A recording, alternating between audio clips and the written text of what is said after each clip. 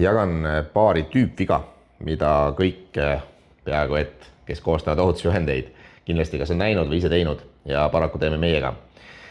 Ja me räägime mõistetest, et kui me kasutame valesid mõisteid, siis võib-olla me saame mõttest aru, aga juriidilises vaates tegelikult ei ole okei. Ja need kaks mõistet, millest ma siis juttu teen, esimene neist on, et kanna isikukaitsevahendeid. Kanna ei ole korrektne, sest et sa võid kanda prille siin peas ka selles kohas. Aga tegelikult peaks kasutama siis kasuta.